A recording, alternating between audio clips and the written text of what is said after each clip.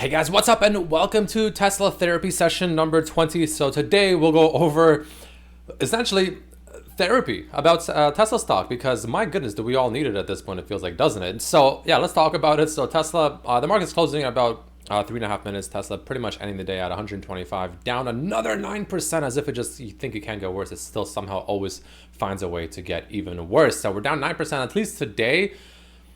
See, I want to say we're following the market, but the market actually kind of recovered. Tesla, not as much, right? You can see the market definitely recovered about half of the downward pressure today, while Tesla recovered maybe like 20% of it, right? So yeah, unfortunately, we're not truly following the market as we were in the middle of the day, which is a little disappointing to see. Now, there was, of course, a headline that came out talking about how Tesla demand concerns because they're offering that 7,500 credits. 10,000 miles or kilometers free of supercharging and things like that. And, you know, there's a lot of arguments to be made both ways. We can talk about it a little bit in this video as well. But first, we'll start off with the technicals as usual. So if you enjoyed, don't forget to hit that like button. None of this is financial advice as per usual. But yeah, guys, unfortunately, today we ended up breaking down below this blue line. That is not great. Just when you thought that maybe there's a small sliver of hope. Like I said, even when we were over here, I did say how, you know, there's still nothing really indicating the fact that a reversal is coming into place. However, if there was to be one to be formed, if there were a reversal pattern to be formed, this would be the area. Clearly, that was not the case. And the thing that's interesting is actually SPY actually had a pretty decent potential reversal. This is, I believe, called like a morning star candle pattern. If you look it up, let me see if I can find it. Candle pattern. I think it's the morning star. It's called. Yeah, it's this one. Yeah, this is the one right here, right? Where you essentially have a massive red candle, a really small green or red, doesn't matter, and then a massive green, right? That's essentially what the QQQ had right here, pretty much, right? Give or take. These three right here was essentially this, which is a reversal, bullish reversal pattern. Clearly, that wasn't the case. That clearly was not the case because even the QQQ just got completely slapped back down and made lower lows in this little time frame over here. So definitely a massive bull trap, and this was part of the reason why I thought Tesla had a chance to bounce, because this is technically a reversal pattern after this massive red downtrend. So this could have brought QQQ up to maybe almost closer to 300, maybe 280, 285, something like that. Clearly that didn't happen, obviously, in hindsight. And yeah, that's unfortunately why Tesla is also just completely destroying this technical pattern that it was in as well, which I was hoping would play out to the bullish side. Clearly not. So let's talk about it, guys. So in terms of just straight technicals, there's really not much to say other than the fact that we are essentially, as usual, you know, when one level breaks, you just go to the next one and so on and so forth until some demand is finally found. Clearly that's not the case up there where I was hoping, because, you know, you can see back over here when we were trading, there was a bunch of demand in this area. Now we're essentially dropping to this next level of demand in the 120s and potentially even as low as literally 120 itself, which we actually almost touched, I believe, today. Yeah, we went to about 122, so very close to that. And that's essentially the next level. And if that level breaks, and if we lose 120, well, we're probably going to be seeing like something like 110-ish, all the way down to maybe even just sub 100. And that's not completely out of the question. Now, another thing to note is the fact that, again, I did show this yesterday, but historically, whenever Tesla on the daily, right, whenever it falls down to these extremely oversold levels, it has bounced quite aggressively every single time, and we did talk about this the other day, right? All the way back when we were still trading at $12 or whatever, right? Obviously, you know, with the split adjusted price. Yeah, you know, it came all the way down to the RSI of like 20, huge bounce, came on oversold over here, huge bounce, oversold here, huge bounce. Now we're getting three oversolds, and you know, these two did follow up a decent bounce, you can see. And now we're just at completely like an utterly disgustingly oversold levels. So, you know, this is one of those things where, again, I could be completely wrong, but once it does find ground, once it does find footing, and once the bounce does start and the shorts cover their positions that they've probably already raked in an obscene amount of money shorting, because if you've been shorting anything, especially Tesla, for the past month, congratulations, right? However, well, with that being said and done, you know, when things are plummeting this aggressively, you know, and the shorts finally cover because they've had their fill or whatever the case may be, or some, you know, actual catalyst comes out for whatever reason, or a combination of the two, this does spike up quite aggressively. It's just a matter of when will it start. That's the hardest part, and that's the part that's essentially next to impossible to truly predict, and no one really knows, right? When is that going to happen? Well, we're pretty much at more or less another level, right, around these 120s level. Again, 120 itself being the level that I would really want to hold. If it doesn't, again, the next level would easily be 112, followed by somewhere around the 100 level. You can see over here, which we can just draw the lines for now, so we just have them for future reference. So somewhere around this level right here, right, followed by pretty much, we'll just put it at 100, give or take, right? And then if that somehow fails, it'll be 91, which I cannot believe I'm even putting lines down here.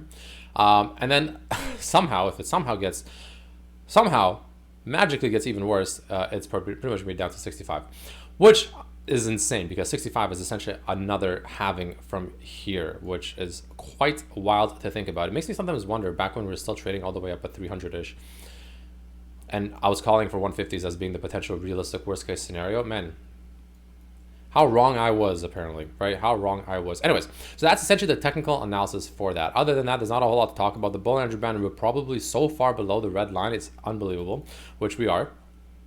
So you can see here, if I kind of zoom in on it, the red line is just trying to keep up with us. That's how much the selling pressure is insane. Now let's talk about this overall, selling pressure. And what does it really mean? Like, why is this happening, right? What's going on? Like, what's causing this? Now, I want to make it very clear. No one knows for sure. No one knows 100%. I mean, some people maybe, but most of us, almost all of us, don't know exactly why. However, there's a bunch of combinations that could easily be the reason. Now, first and foremost, probably a disgusting amount of shorts are piling into Tesla or have already piled in, probably made a lot of money. That's the most obvious one. Top of that, you also have probably a lot of people that, kind of bought Tesla on margin, way too over leveraged, into the hype. They got too greedy. They're like, yeah, I want to buy in margin. I want to go full margin, full cash, everything. Just put everything, pile everything I possibly can. Literally every single penny I'm allowed to pile into this thing, pile it into this thing. I'm going to get rich. People are probably getting margin called, right? The volume today, you can see, is exceptionally high. This is one of the highest volumes we have ever seen back since, let's see here. Yeah, this is one of the highest volumes we've seen ever since back in November of 2021, which was all the way over here, back when Tesla skyrocketed to complete all-time highs, which is pretty wild. And then other than that, it was pretty much all the way back in October, which was also another day we skyrocketed, But other than that, right, this is like one of the highest volumes we've seen in the last year or two, which is insane. So margin call is a major factor, right? You can have firms getting liquidated, right? Also extremely possible, especially in these like recessionary type environments when the bear markets really start gaining steam. There's a bunch of combinations, and then you add them all together. People, of course, potentially even just panic selling out of fear, which is extremely common because you really have no other outs. The only out you truly have is to either just don't look at it, which for a lot of people is hard, or you just get out, you just sell, you exit the roller coaster, you just don't want any more of this ride. And that's usually, again, just my opinion, but that's usually probably the worst thing you can do, other than, of course, going to margin.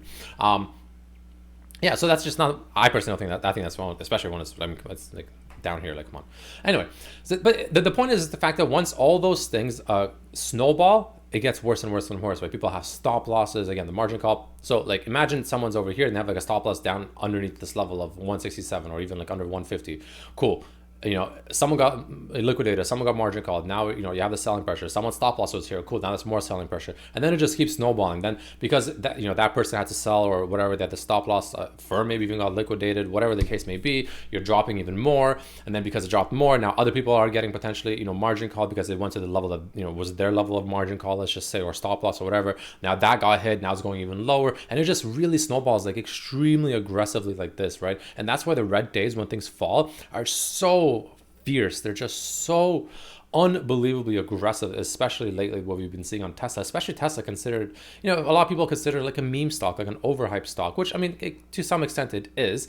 And now you're seeing a lot of people are pretty much paying the price, right? People that went into aggressively, too much on margin, whatever the case may be, are now most likely paying the price for being way too greedy.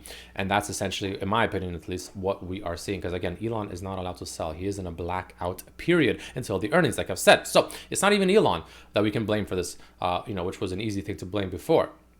But that's essentially what I'm personally seeing, right? So yeah, that's not great. Of course, it sucks. It's absolutely horrible, especially if someone that's getting margin called, because your lives can get completely ruined from this, right? It's very, very serious stuff, guys. It's nothing to joke about or whatever. It's extremely serious stuff and scary stuff, really.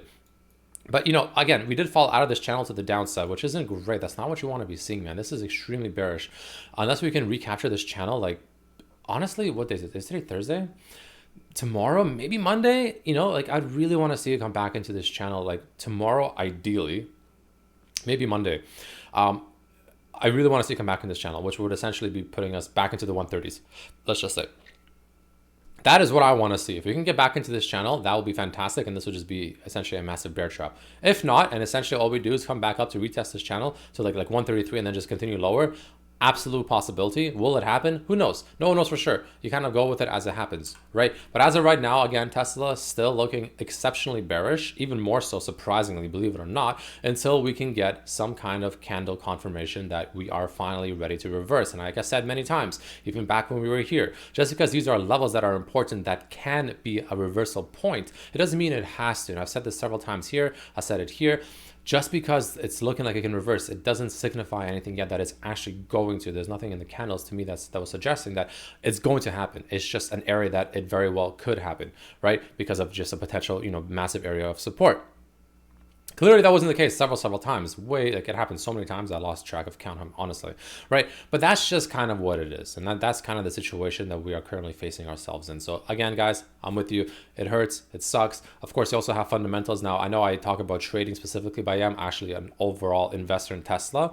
My goal was always to just accumulate as much as I can on this downtrend, way before it even started, and then eventually just sell calls, sell puts, and just kind of accumulate passive income like that as the stock, does whatever it wants to do for whatever amount of time. And I do plan on actually holding, and I've always wanted to hold it for roughly around 2030, give or take, right? That was my personal goal. So I look at fundamentals. I always look and I read about articles and everything about Tesla, and I'm always very deep into that. I don't talk about it much here because I think there's better channels that talk about it than I do. So I don't really talk too much about it, but there are, of course, fundamental bullish and bearish things. And I think the main thing that's causing this sell-off that's underperforming the market is the fact that Tesla just had, I think it just started yesterday, they're actually giving about 7,500 credits in North America to people buying a Tesla or taking delivery of a Tesla pretty much from now until the end of this month. And I think they're doing that because, I personally think they're doing that because the credit is rolling out in next month for 2023.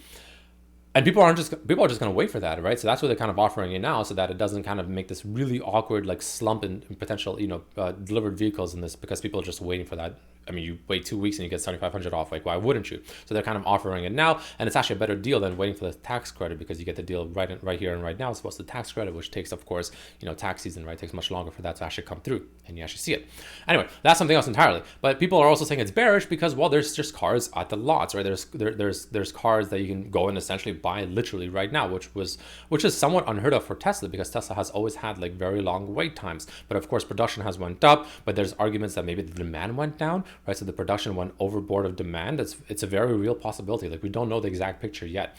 So we'll see what it actually comes down to and what it actually ends up being once we get the Q4 numbers, the Q4 earnings call. That will give us a lot of light onto that. And we'll see what that actually ends up overall turning into, right? I'm not going to go super in depth into it. I assume if you're someone that follows these videos, you probably read it for yourself as well. You follow like Tesla Daily, etc., etc. But nonetheless, that's possibly as to why, Tesla's kind of underperforming yet again today, mainly because there could be that whole like demand concern kind of, potential FUD. Maybe it's not, maybe it is, who knows about it. So that's just kind of, a potential fundamental reason as to why the stock is underperforming. But that's kind of what I wanted to say today, guys. Let me know what you think down below. Very brutal day. I'm with you guys here. Don't get me wrong. I'm hurting just as well. It does hurt quite a bit, I will admit. And yeah, I have sold puts. We'll see what happens there for the end of January. We'll see where that takes me. I'll probably have to buy about 500 shares if we don't retrace, which I don't mind. I don't mind buying more. It's fine. And yeah, that's kind of what I'm sitting at, guys. It hurts. It sucks. It's horrible. But this is just kind of what comes with the bear markets, especially something like, Tesla that rallied up as hard as it did. And now it's falling as hard as it is, right? It is what it is, guys. It is what it is. Just brace for impact. Honestly, don't even look at it, in my opinion. Just don't look at it. It'll make it a lot easier. I promise. But yeah, thanks for watching, guys. Let me know what you think down below. And yeah, we'll see you for the next video tomorrow. So until then, peace.